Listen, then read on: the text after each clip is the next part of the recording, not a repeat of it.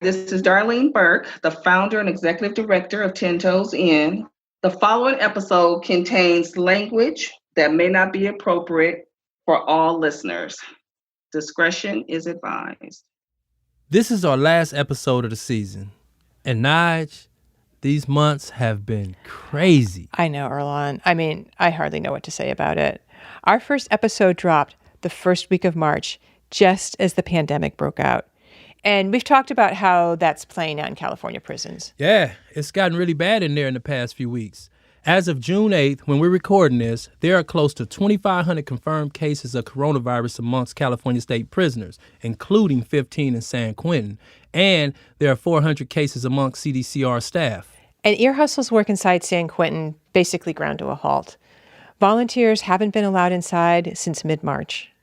And then the whole world watched as George Floyd was murdered, and people are really feeling some kind of way behind that. We wanted to hear from people inside to find out what all of this has been like for them. So, a few days ago, I got on the phone with our inside co-host, New York. That was the straw that broke the camel back, man, and I think it's going to be some type of resolve from this, you know?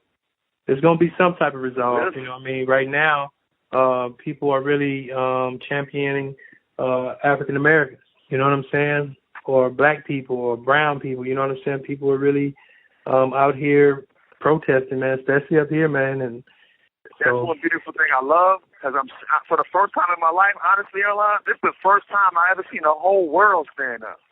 I really feel like my life matters right now. No, definitely. You know what I mean? No, seriously, man, I can go down there and walk on Lake Mary. It's a whole different feel.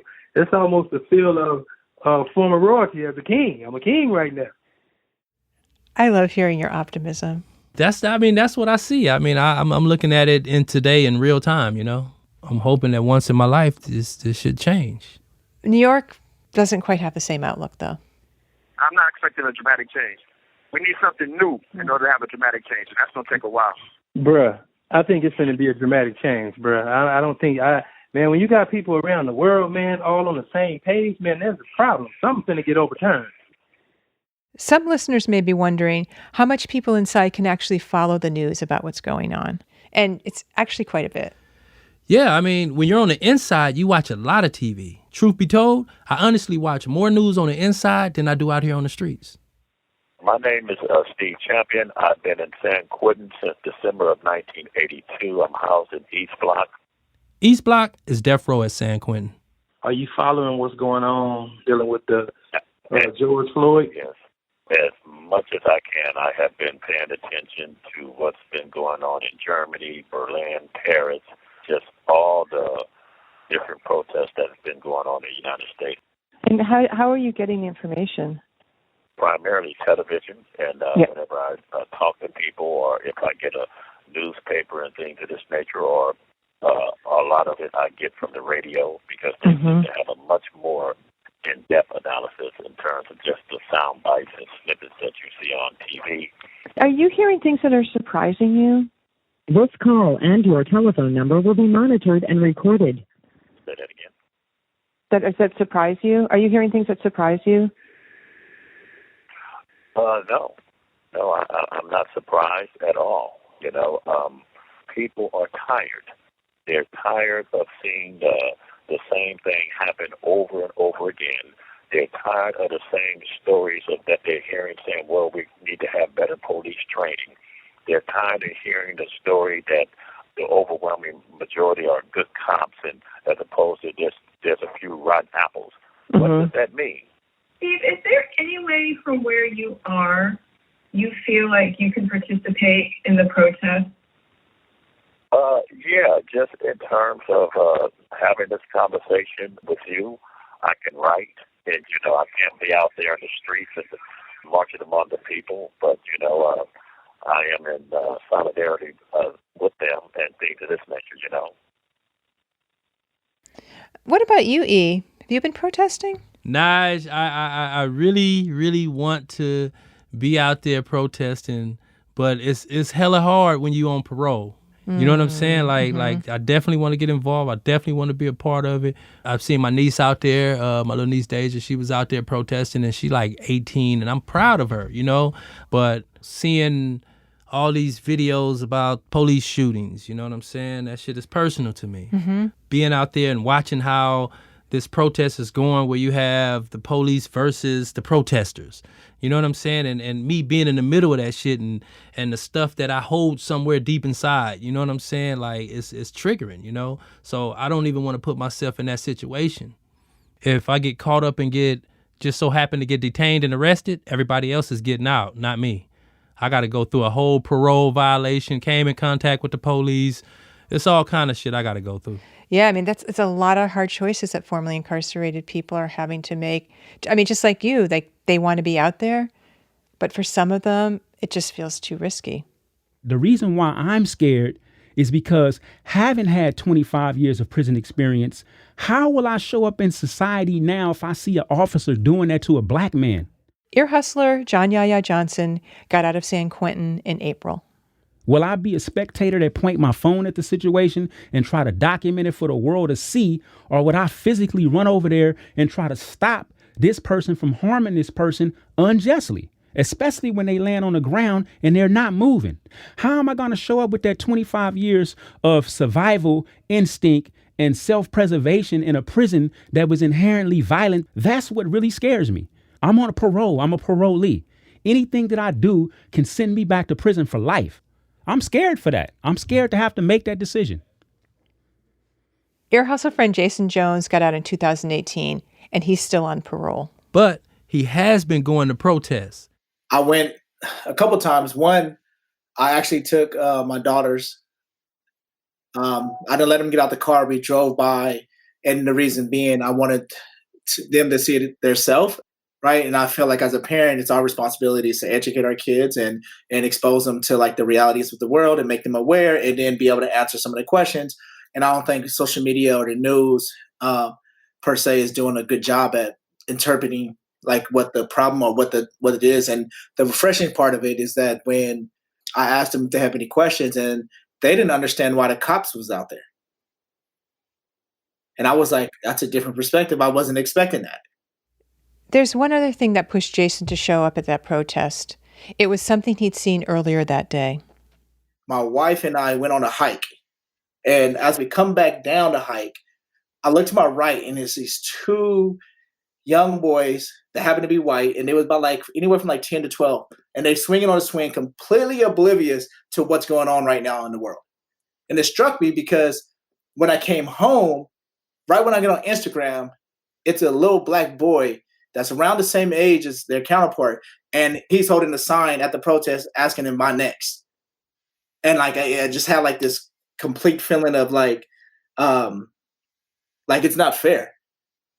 And it's not fair on both sides. It's not fair for the kid to be subjected to that, and it's not fair for the kids to be protected from like the reality of the world, right? Because 10 years from now, they're going to be in a power position, right? And 10 years from now, with the little black kid, he might not make it. He mightn't be in prison, or he might be dead. And that's the harsh reality of it, right? And that's the reason why I think it's going to take like both sides to come together, all races to come together to understand and learn from each other's perspectives.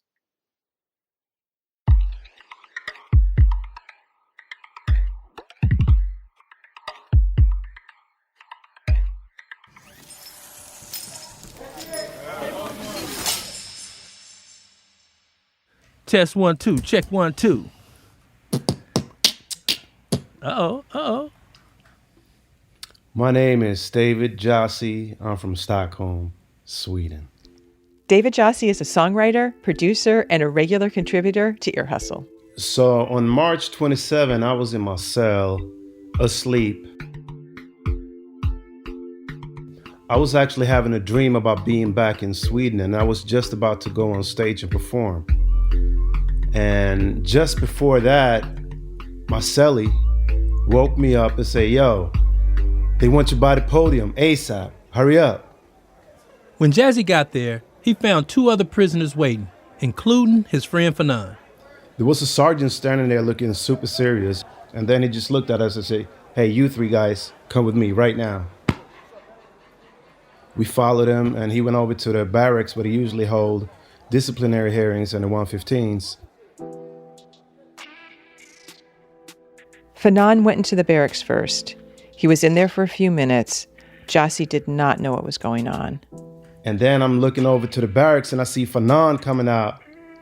And he got his hands over his face and he just go, "Thank you, Jesus." And I see tears coming down his eyes. And now I got really nervous and you know, I'm starting to feel tears coming down my eyes because I know Fanon had 210 years to life. So I asked him, "What's up?" He said, "Man, immediate release." So Sergeant Eberle's looking at both me and the other guy and he's like, "Who's going next?" And we're just sitting there, nobody want to go. And we're just looking at each other and he's like, "Come on, man, you go. I was like, "All right, I go." And I walk in there and there's a CO sitting in there and he's like, "State your name." And I say, "David Jassy, state your CDC number, AC 9202. And he got on the phone with Sergeant Pacheco. And he was basically saying, "Mr. Jassy?" I said, "Yeah." He said, "Well, Governor Gavin Newsom took a look at your case and he has decided to commute your sentence with immediate release within 5 days." And I just froze and tears just started coming down my eyes. And it was just like, I didn't remember anything else or could hear anything he said after that. And I just turned around and tried to hold on to something.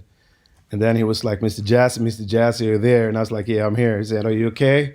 I said, "Yeah, I'm okay." And that was pretty much it. I never get tired of these kinds of stories. Definitely. Like, that's the best feeling in the world to you at that moment. Like, seriously, like, there's no better news. Oh, man. But obviously, getting the call is just the beginning. Getting out means freedom. But that freedom often comes with a very big asterisk. That's what we're talking about on this episode, the surprises that meet you at the gate. I'm Nigel Poor. And I'm Earlonne Woods. This is Ear Hustle from PRX's Radiotopia.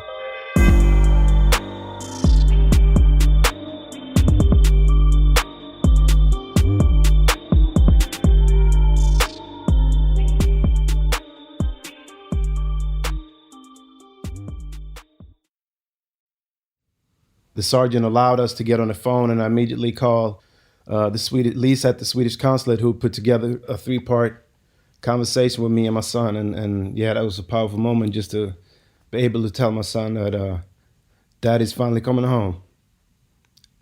And I'm tearing up as I'm just saying this, man, because it's just unreal, man. It's so unreal. Oh my God, the first 2 days, I didn't sleep. And my cellie was like, "Go to bed." I was like, "No." Because I know if I go to bed, I know it's going to be a dream, because there's so many times during my incarceration that I used to dream that I was back in Sweden. I mean, like super realistic dreams that I was free. And then I wake up and I'm still in the cell. And I really didn't feel that I was going to get released until 3:00 on April 7, when he came and he asked me, "Is there a Mr. Jassy in here?" That's when it got really real and tears just started coming down my eyes. Jassy's friend Fanon was getting out the same day. Between the two of them, they had served 35 years. A little while later, they met up and walked out of their housing unit, West Block. We just both looked back and looked at West Block, then we passed Death Row, took a last look at that, and then we passed, North Block and the hospital, and this is the beautiful thing, because when we came to the yard, it was a full moon that was so big and so bright, and I saw it as a sign, as in the same way that you can't really see the sun, it's still letting you know through the moon that it's there, and I kind of feel like that's how God was showing us that even if you don't see me, I'm there and I'm faithful. How did it feel getting out, man? Like when you finally walked out of that prison? Well, I was picked up by the ICE agency. And there is the asterisk. David Jassy is a Swedish citizen. His mom is from Sweden and his dad's from Gambia. His crime made him eligible for deportation. Which is why ICE got involved. That would be Immigration and Customs Enforcement. And those guys were waiting for him when he walked out of San Quentin. Jazzy could have fought his deportation order, but he knew that might mean another few years locked up waiting for a decision. And we've heard that ICE detention centers are worse than a lot of prisons. Also, Jossie knew that there was very little chance that he could win a fight against ICE. So he didn't fight. He was deported. So I spent 24 hours at ICE, and from there, I pretty much went to the airport. When we talked to Jazzy back in season 3 for our Future on ICE episode, you asked him about getting out. Mm-hmm. So when you get out, what are you expecting? What's waiting for you when you get out? Well, first thing is, my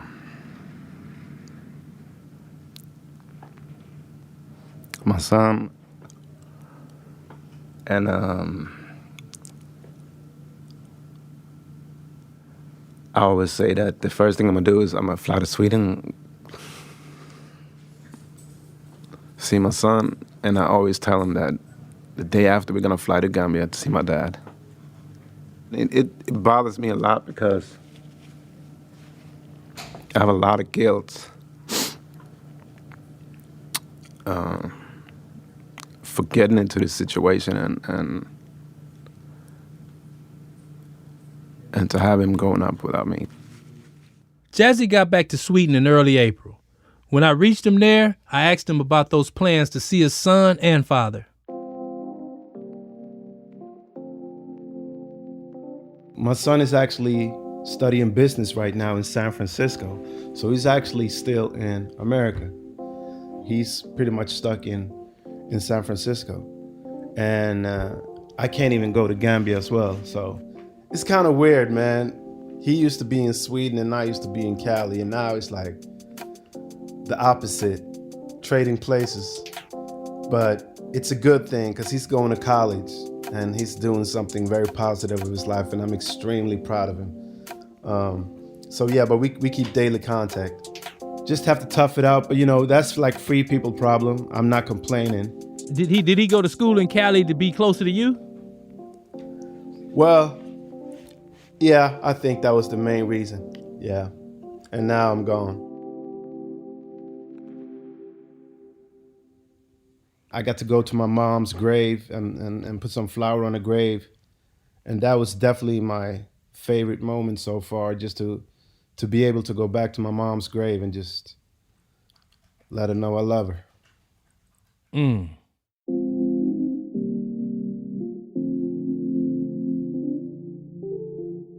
My name is Troy Talib Young. I paroled from San Quentin State Prison February 3rd, 2020.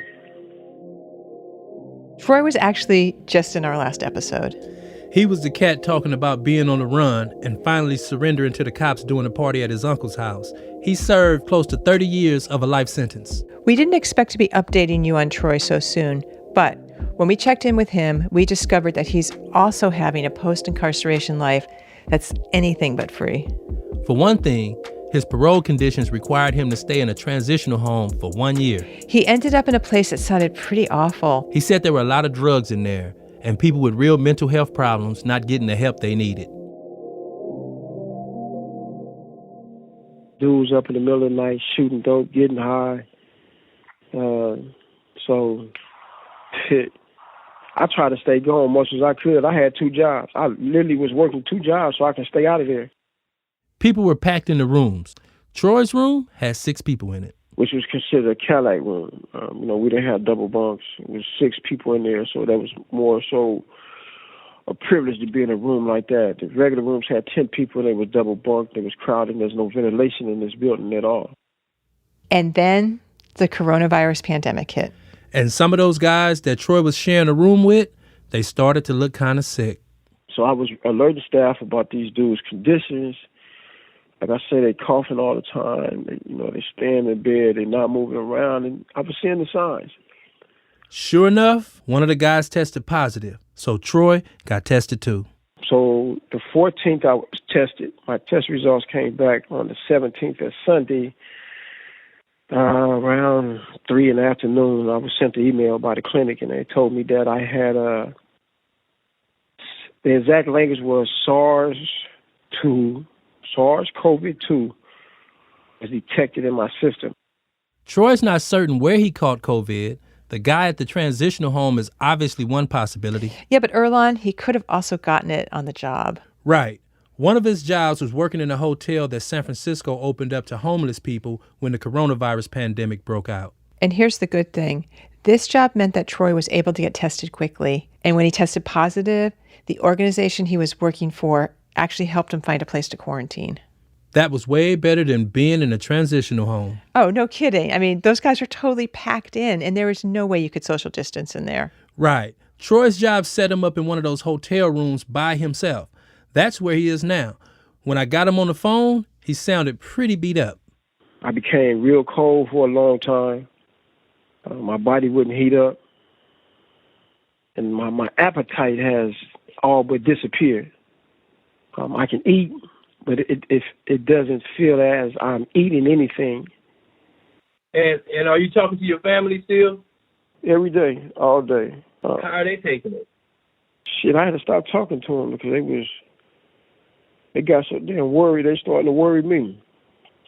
You know, I wasn't and everybody has a story about what they heard and what took place. And so one of my sisters or my siblings contacted me. I kept it very brief. Sitting up in his room with nothing but time to think, your mind began to play other tapes, like stories you done heard or saw on the news of people dying, and hearing all the different stories of the people who tested positive, who didn't make it, and who's on life support, and hearing about how the young people, a lot of these kids, is coming up with these respiratory issues, and they're not making it. It plays on a person's psyche. I've been told that a cousin and a distant cousin of mine both died of this disease. See, one of the thoughts I had was, if this is how I'm going to go, I don't want to go like this. Excuse me. Sitting up in a hotel room by myself. So it's like you be saying to yourself, damn, like this. I've survived 30 years in prison, man. I've survived riots and, being shot at by the police and stabbings and everything up in there. Survive all that to come out here in society to be faced with this. When you were inside and you imagined what it would be like to get out, what did you picture? Damn sure wasn't this. And I used to hear people talk about their bills and dealing with everyday life issues, right? Sitting on the inside, I'm like, man, I wish I had those problems. I want those problems. I want to be able to worry about paying a bill and going to work. That way I know I'm living. So my only concerns when I got out was putting my life in order. Falling in with the everyday average John citizen, paying my taxes, doing the right thing, My intention was to come home and see moms all these years and meet my grandkids for the first time. And and now I ain't been able to do that. And the shit I'm worried about is the COVID-19. And I got grandkids I ain't never met, man. I ain't seen mom since 2013. And I'm her only son out of 4 of us that's out. And I still can't see it. This shit is crazy. Man, the good thing about it, since we've been on the phone, I ain't cold no more. Oh, man, I mean, I heated you up, dog. Yeah, dog, shit. Man. We'll be right back after a break.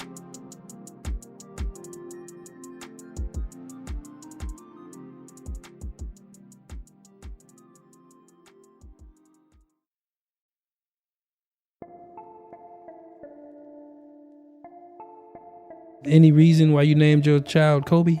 Kobe's my favorite player. So in 2002, it was All-Star Week in February 9th. He won the All-Star game MVP that year. And right after the game, my son was born. I had to name him after Kobe.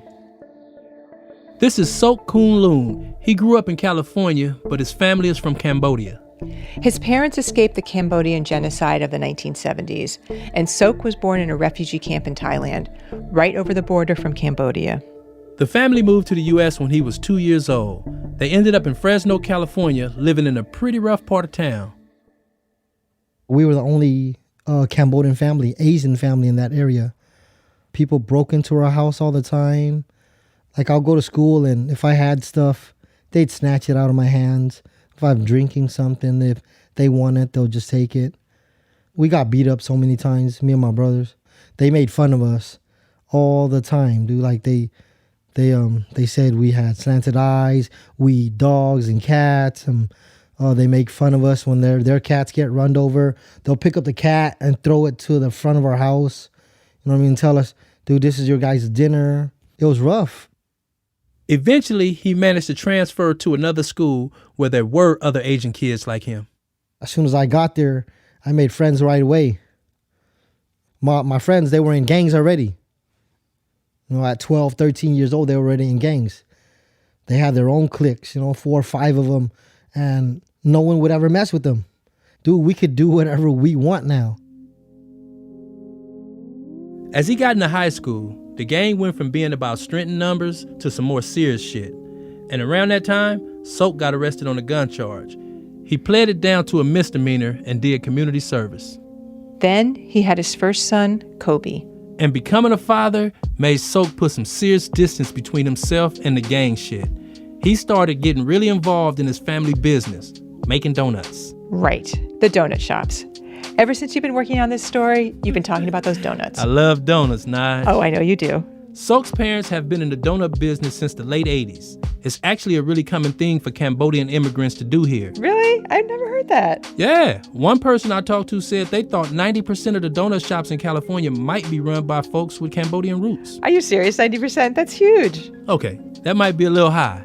But if you're going into a shop around here for classic donuts... We're talking about the kind you buy by the dozen in one of those pink boxes, not those hipster artisanal ones that you buy one at a time. No, not those. If you go to buy a classic donut, chances are you're buying it from a Cambodian American. And making those donuts, it's grueling work. On a typical shift, Sok's dad bakes through the night, and starting at 9 p.m. and he goes till 8 or 9 in the morning. Right. And sometimes he grabs a quick nap in one of those utility closets in the back of the store. Sok started working with his father when he was a teenager. He told me that working those long hours side by side with his father brought them a lot closer. When I was younger, I hated my father because he'd always tell me what to do when I didn't want to do it. But as I got older, when I started baking donut, that's what the main thing too that tied me with my father was, and made my relationship better than what it was because of donuts. So when I'd go bake with them at night, we would always talk. He'd always talk about the war. He'd always talk about what he did when he was younger, the things he liked, how my grandfather and my grandmother met. I knew all that stuff from my dad. It's just every single day work. Baking donut, you bake 7 days a week. There's never a day off. And so every day is just a different story. So Sok was working hard. He had some money coming in. But he hadn't totally left the gang life behind. Plus, the financial pressures of being a father was piling up. Then an opportunity presented itself. I knew some dudes in the East Coast that were going to pay me top dollars for it. All I had to do was get the weed from California to them. Oh boy. Sok made it as far as Nebraska before he got pulled over. The cops smelled weed, and he ended up in a state prison there. He spent the first month in solitary confinement because of points from that earlier gun charge. But he was able to do some programs in prison that got his sentence reduced from 3 years to less than 1. So he's getting ready to be released when he starts hearing a lot of guys who, like him, had been born outside the country, and they're worrying about getting deported. When did you start hearing about ICE? I heard about ICE inside. A lot of people in Nebraska were Mexicans, and they were getting deported. Like right away, they're like, oh, once we parole, we get deported. And dude, it didn't even click in my head that I can be deported. He paroled, and unlike Jazzy, there was no ICE van there waiting on him. So he went back to California, and he went back to working at the donut shop. This is Sok's mom, Nad Mayas. Back in February, pre-pandemic, I made a little road trip to the shop. It's on the outskirts of Avenal, a town in the Central Valley. And when you get to the shop, you pull up, there's tables outside, and you walk in the door and you looking directly at donuts. Nice. Nad opens up the shop at 4:30 in the morning, 7 days a week. And every day, you know who their first customers are? No, who? Come on, it's Ear Hustle. Wait a minute. We never get them on the show. Are you saying that her first customers are correctional officers? Yep, correctional officers from Avenal State Prison, 5 minutes down the road. Classic. Nad runs the shop, sells the donuts, and cooks and sells Chinese food too. Damn, I really wish I'd gone with you on this trip. I bet she fed you awesome Chinese food, right? Nope. What do you mean? She served us Cambodian food. Even better. I am regretting not going all the more. So, this family works hard. Eventually, Sok's mom managed to put enough money aside to take a trip she'd been planning for a long time. A trip back to Cambodia. And they wanted to take us back to their roots. And that time, I'm very happy because we go with my parents, go with my grandkid, my kid, you know. They visited the village where Sok's parents were from, where Sok's father watched his brother be killed during the genocide. They also went to the refugee camp where Sok had been born. It was a really meaningful trip, but when they got back to the States, Sok ran into some trouble. As we returned in March of 2015, I was going through customs. I had all the passports. I'm the one who walked up. It was about 10 passports. I handed it over to custom agent, and he looked at it. He looked at everyone else's. Then it came to mine. He opened it up and he asked me, have I ever been convicted of a crime? I said yes, some marijuana charges. And then he goes, you're going to have to wait here. So they took me to what they call the secondary. That's when I found out that I had a case pending against me for final deportation.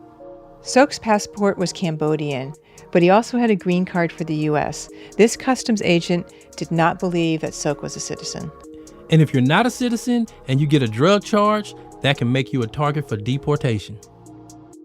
I was like, nah, you cannot deport me. Like, dude, I never lived in that country. I was like, no, where are you going to deport me to? They're like, to Cambodia. I was like, dude, I just came from there and I don't live there. I live in America. Sok was stuck back in secondary for something like 6 hours. Meanwhile, his family had no idea what was going on. So that time I'm crying because of why the cop take my son go in there take so long. I'm really sad. Right. I lost my son. Finally, Sok was released, but the customs agent had set a court date for a deportation hearing. My dad took it rough. Like, it was hard. Like, he was mad, but he was like, man, what are we going to do? Like, let's go get a lawyer. It's all this stuff. Let's go to talk to people. Why don't you talk to people? I told you not to go with us. I knew you were going to get in trouble, you know? He was just like mad and upset at the same time, you know? Like it really broke him down. The family wanted to hire a lawyer, but they couldn't afford it. I don't have money, anything. I don't have nothing because I spent it all in Cambodia. Without legal advice, their main source of information was friends in the Cambodian American community. And those friends had some horror stories to tell. Word on the street in the Cambodian community was that kids who were caught up in gangs and committed crimes got deported a lot. Sok could try and fight deportation, but nobody they spoke to knew anybody who had luck with that, especially without a lawyer. He could also just wait and hope ICE never scooped him back up. But that could mean a long time living in limbo. And if ICE did detain him, he could spend years locked up before being deported. This had happened to people he knew. There was one other option the custom officers had mentioned back at the airport. Sok could self-deport. He could leave the country voluntarily. But that would also mean leaving his kids behind. Well, you know, Sok actually thought he could be a better father in Cambodia than he can ever be in an ICE detention center. Wait, how's that? Well, in Cambodia, he could FaceTime with his kids whenever. You know what I'm saying? He could work, he could earn some money, he could support them a bit, and he couldn't do none of that stuff in a detention center. So Sok decided to move to Cambodia. It's March 19th, a day after my birthday, I guess. I got a plane ticket and was on my way back to Cambodia. Sok's mom couldn't even bear to go to the airport to see him off. I don't go with him because I don't want to see everything like make my heart break up, you know. I just stay here and cry with my husband over here.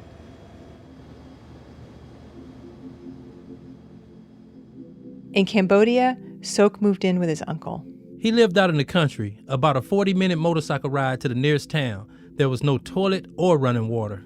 His uncle was deaf, so Sok had to learn to communicate with him in sign language. And the food, Nige? Tell me about it. It was not like what Sok's mom's cooked for me. It was just dried fish and rice every day. He was really alone there, and it sounds like he was pretty cut off from other Cambodians too. Right.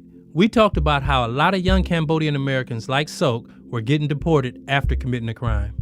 And when they get to Cambodia, they find they aren't welcome there either. And that's what happened to Sok. We didn't come out to say we're deportees out there because a lot of people, they look down on us on it. That's how the Cambodian community is. They just look at us different and they'll say we're bad people. We're criminals. We got sent from another country. Meanwhile, a similar kind of stigma was bubbling up for Sok's family back in the States. Everyone in the Cambodian community had heard that Sok got in trouble with ICE, and there was a lot of talk. Folks were whispering that the money Sok's family had, it wasn't because of the hard work his mom and dad did. It was money Sok made selling drugs. This wasn't true, but that didn't make it sting any less. They'll talk about it. Oh, no wonder why she drives a nice car. Oh, no wonder why they have a donut shop. It's because their kid's a drug dealer. He makes all this money. And we thought they were working hard. And my mom felt like I disgraced her. Sok's relationship with his mom was starting to strain. Things got even worse when Sok told her he wanted to get married. Sok had met a woman through family in Cambodia. They hadn't really dated because apparently that's not done there. But they liked each other. Plus, Sok was hella lonely. But Sok's mom, she was worried that getting married was going to be really expensive. And I wonder whether she also felt sad about not being able to be there. That might be right. But Sok still went through with the marriage, and it caused a big rift between him and his mom. And then, okay, whatever you want to do. So I stopped talk with him since that time. Like almost 1 year. I think almost 1 year. I don't talk to him at all. Sok and his wife had a daughter together, and he started building a community in Cambodia. One really important connection he made was with a guy named Czar. He'd met him on Facebook. This guy always had the right thing to tell me, you know what I mean? When I felt like I wanted to kill myself because I felt alone. I felt like everybody forgot about me in Cambodia. But when I was talking to Czar, I would talk about the holidays, the missing the kids, missing the family out here. He related. He was in the same situation. He related. Towards the end of 2019, after he'd been in Cambodia nearly 5 years, Czar told Sok about a meeting. A lawyer with an immigration rights organization was coming from the United States and offering folks like Sok free legal advice. Sok was skeptical. His family had had no luck with any kind of legal advice back when he was in the States, certainly not free legal advice. Plus, he thought nobody ever beats ICE. But apparently there was going to be food there, something other than that fish and rice he was having every day. I wanted a barbecue, like an American barbecue, where we just stood around with our beer cans. We had hot dogs and burgers on the grill. I wanted that. And he was like, look, there's going to be a lot of guys that are going to be coming out, you know what I mean? And you could hang out, we could hang out like we're in America. So Sok went, mostly for the barbecue, but he did take his paperwork with him. He waited in line, and he finally got to sit down with the visiting lawyer, Anoop. So it's my turn. I go up. I talk to Anoop about 2 minutes, 3 minutes tops. And he looks at all of it and he goes, I believe you're a citizen. Anoop needed to see one more document to be sure. Sok didn't have it. He panicked a bit and texted his sister, Lisa. And then Lisa was like, you need mom's certificate of citizenship? She goes, dude, I got the paper here at home, like right in front of me. So it's like a minute, my sister took a picture and sent it right back to me. Anoop looked at the date. He was like, yeah, you're a citizen since you were 12 years old. When he was 12, Sok's mom had become a U.S. citizen, and at that moment, Sok did too. Sok even remembers mentioning to the custom agent at the airport that he thought he might be a U.S. citizen, but the guy's computer told him something different. And you know what's so crazy, Nige? What? Immigration officials had already figured this out. A few years before Sok's meeting with Anoop, his case finally arrived in front of an immigration judge back in the States. The judge determined he was a citizen and canceled the deportation order against him.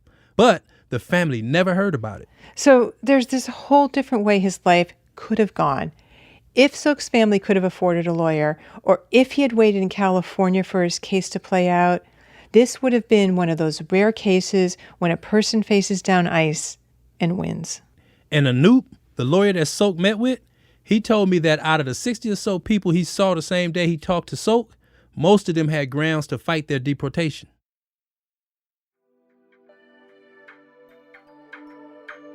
When he told me I was a citizen, I said this, is my daughter a citizen?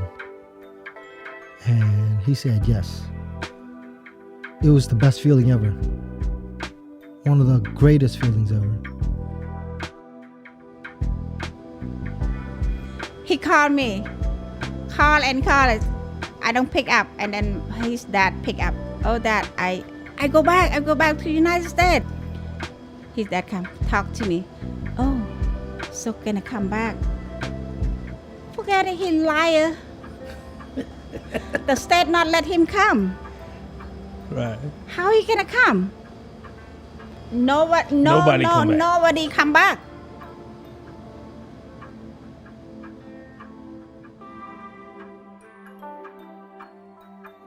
Sok flew back to San Francisco in January. At first, his mom said she didn't want to go meet him at the airport. She'd been through so many emotional ups and downs over the 5 years Sok had been gone, and she just didn't want to go through one more. Plus, part of her didn't believe Sok was coming home. And then I see my husband sit down and cry, and then he feels sad. Okay, I go. I drive over there. I never drive car like past the city. I never. And then you know how I speed in the car? I want to see my son, but I don't tell my husband at all. I don't tell no one. And then I speed in the car, go 80 and 85. And then my husband, he sleep, but the car look fast. I told him, no, I want to see my son too. Fast. Yeah. Sok's friends arranged a big party for Sok's return. There was a DJ dancing at the airport. It was cracking. I even got involved and picked up some cool Cambodian dance moves. And of course, there were a lot of donuts. Sok took forever to get through customs. But finally, he arrived.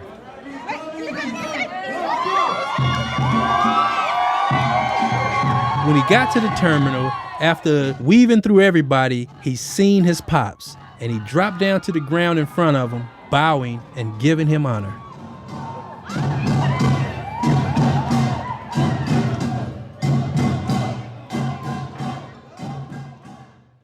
Sok came back to America alone. But since he's been back, Sok's been working with his lawyer Anoop to get a passport for his daughter and a visa to bring his wife here. It's actually easier for him to work out all those details from California than from back in Cambodia.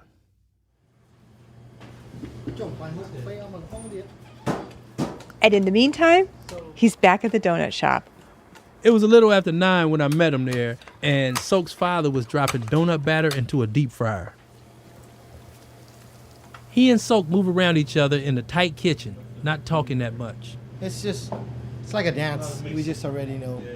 Nobody really has to be told to do anything.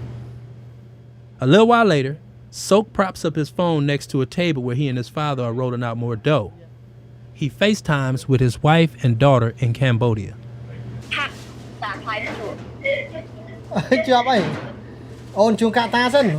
Sok paused to watch his daughter take a spin on her bicycle. Sok's dad took a break from working too.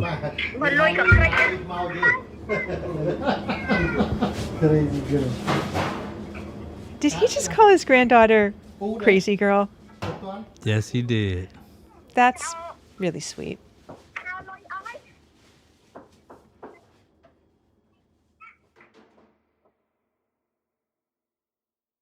Before we go, there's one last story we wanted to share. It's something David Jazzy told me about the ICE officers who were escorting him out of the United States. You know, they were very formal. They didn't say a lot, and they put handcuffs on me. Once we got to the airport, they pretty much took the handcuffs off and allowed me to check in without having any handcuffs on. They flew with us from San Francisco to Los Angeles, and not until we were like maybe 10 minutes away from the gate, he actually said that, he was like, Mr. Jazzy, I actually know who you are. I heard the ICE episode on Ear Hustle. I was like, you did? It's like, yeah. It's kind of weird that you were talking about, ICE and actually going home, and here we are transporting you. I took up my guitar and I played a song called Coming Home.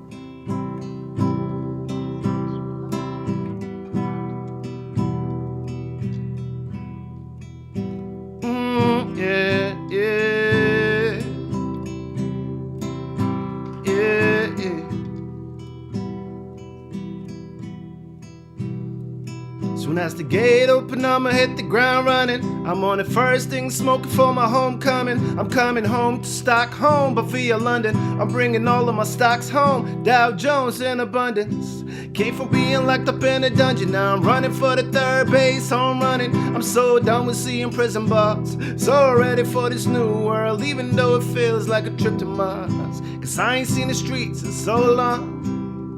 Bear with me if I need a moment. I may look calm on the outside, yeah, but my brain is filled with serotonin. And I just wanna call my son Terrence. He the first that I'm telephoning, yeah. Hello, but I'm coming home again. To the place where I belong, I'm coming home again. I've been gone for oh so long, but I'm coming home again. To the city that I'm from, I'm coming home again. To my city, yeah, yeah. To my city, yeah, yeah. To my city, yeah, yeah. I praise God, yeah. To my city, yeah, yeah. I can feel the rush of adrenaline bubble under my skin again. I'm coming back home, let the free life begin again. Feeling like I stand at the verge of a new millennium. Burden up my shoulder like I lost 100 kilograms. Happy like I ate a pill of Ritalin. Sniffing in the cinnamon aroma that been lingering in San Quentin. I pray I never see the pen again. Writing with a pen in hand, letters to my fam saying I return a better man. Yeah, I promise I return a better man. It's been a long time coming, like the Sam Cooke song. I'm on a plane flying across the pond, cause I'm coming home again. To the place where I belong, I'm coming home again. I've been gone for oh so long, but I'm coming home again, yeah. To the city that I'm from, I'm coming home again. To my city, yeah, yeah, yeah. To my city, yeah, yeah, yeah. Stockholm, that's my city, yeah, yeah, yeah. I praise God, I praise God for my city, yeah, yeah, yeah.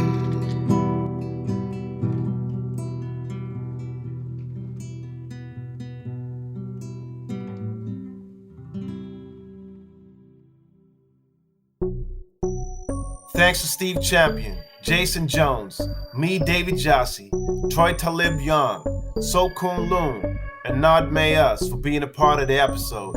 Thanks also to Romerlin Rolston, PJI, Anu Prasad, and Lisa Lewin for their help with this episode. Ear Hustle is produced by Nigel Poor, Erlon Woods, Rasana York Thomas, John Yaya Johnson, and Bruce Wallace. This episode was scored with music by Antoine Williams and David Jassy. It was sound designed and engineered by Antoine Williams. Amy Standen edits the show. Aaron Wade is the digital producer, and Julie Tapero is the executive producer for Radiotopia. Ear Hustle would like to thank Acting Warden Ron Broomfield. And as you know, every episode of Ear Hustle has to be approved by this guy here. This is Lieutenant Sam Robinson, the Public Information Officer at San Quentin State Prison. And as always, I get the opportunity to finish off the season. There is no question and no doubt that what happened to George Floyd in Minneapolis was a crime. That was pure evil. And so with that, I think there's a weight that as an African-American male that I've had over the course of the last couple of weeks, being reflective and recognizing that although I am a peace officer, when I take off my uniform and my badge is not on my hip or on my chest, that when I exit the walls of San Quentin and I'm in the community, I am an African-American male.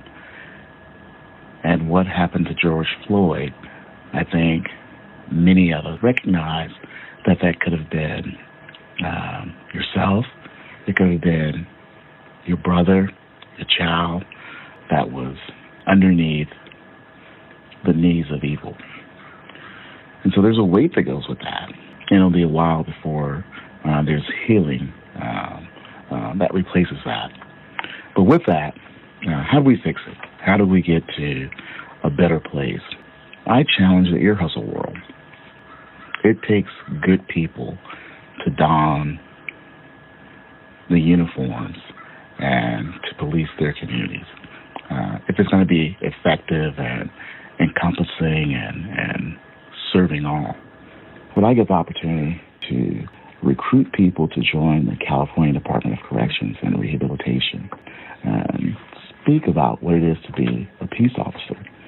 So when I enter a classroom, there are students who are black and brown who approach me and ask, how was that experience? How was the experience to be a peace officer, a black male in law enforcement, and to go back home and to be accepted by your counterparts? And what I often share is that you are who you are.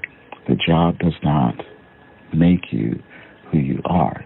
You bring all of your talents, all of your compassion, all of your respect for life and how you treat people to the job.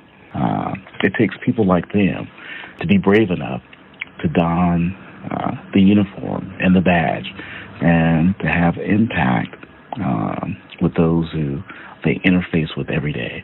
And so if you really want to reform what policing looks like, it takes people like you and I to do that ourselves. And so with that, I approve this episode.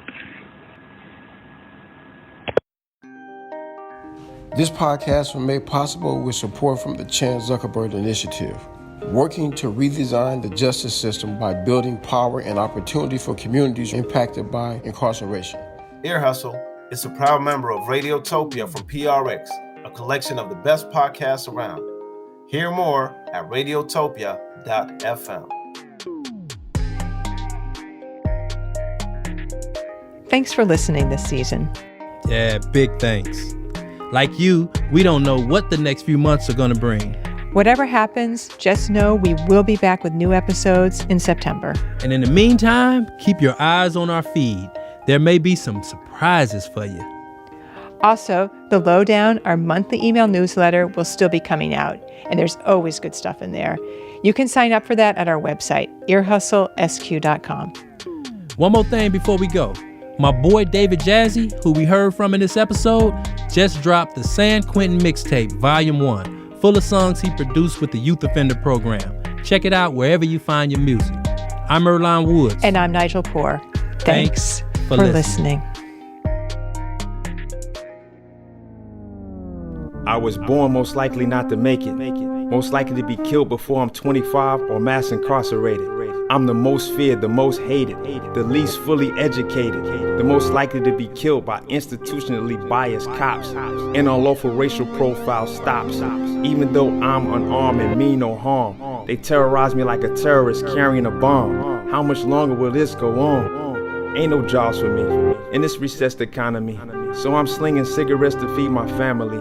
Police see me and they start to bunch. Because I'm black, they got a hunch. They say I'm resistant and I ain't throw a punch. I'm telling them I can't breathe, I can't breathe. What part of that couldn't they believe? They view black as cheap like Friday sales. So we gotta protest every time they kill a black male. The peace disturbed until they protect and serve like we all deserve. Hands up, I can't breathe, don't shoot. Radiotopia. From